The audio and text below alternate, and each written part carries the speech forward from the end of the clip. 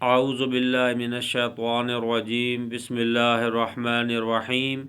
رسول اللہ صلی اللہ علیہ وآلہ وسلم ہمیں اپنے تمام معاملات میں استخارہ کرنے کی اس طرح تعلیم دیتے تھے جس طرح قرآن کی کوئی صورت سکھلاتے۔ آپ صلی اللہ علیہ وآلہ وسلم فرماتے کہ جب کوئی اہم معاملہ تمہارے سامنے ہو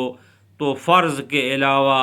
2 رکعت نفل پڑھنے کے بعد یہ دعا پڑھے: اللہم انی استخیرک بعلمک واستقدرک بقدرتک واسألک من فضلک العظیم فإنک تقدر ولا اقدر وتعلم ولا اعلم وانت علام الغیوب۔ اللہم ان کنت تعلم ان هذا الامر خیر لی فی دینی ومعاشی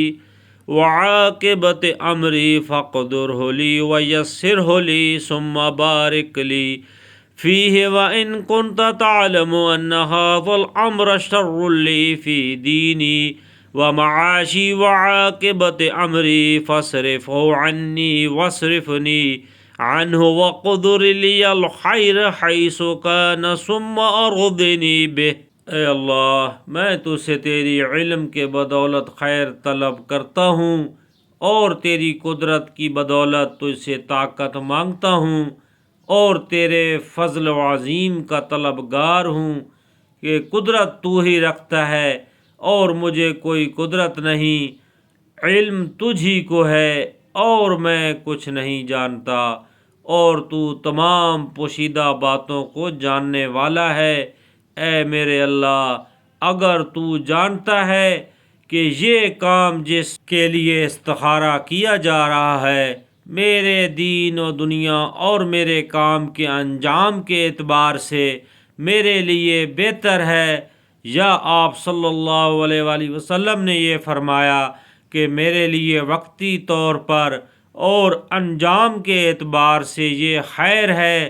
تو اسے میرے لیے نصیب کر اور اس کا حصول میرے لیے آسان کر، اور پھر اس میں مجھے برکت عطا کر، اور اگر تو جانتا ہے کہ یہ کام میرے دین دنیا اور میرے کام کے انجام کے اعتبار سے برا ہے،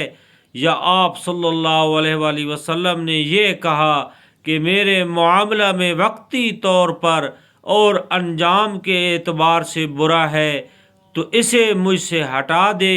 اور مجھے بھی اس سے ہٹا دے، پھر میرے لیے خیر مقدر فرما دے جہاں بھی وہ ہو،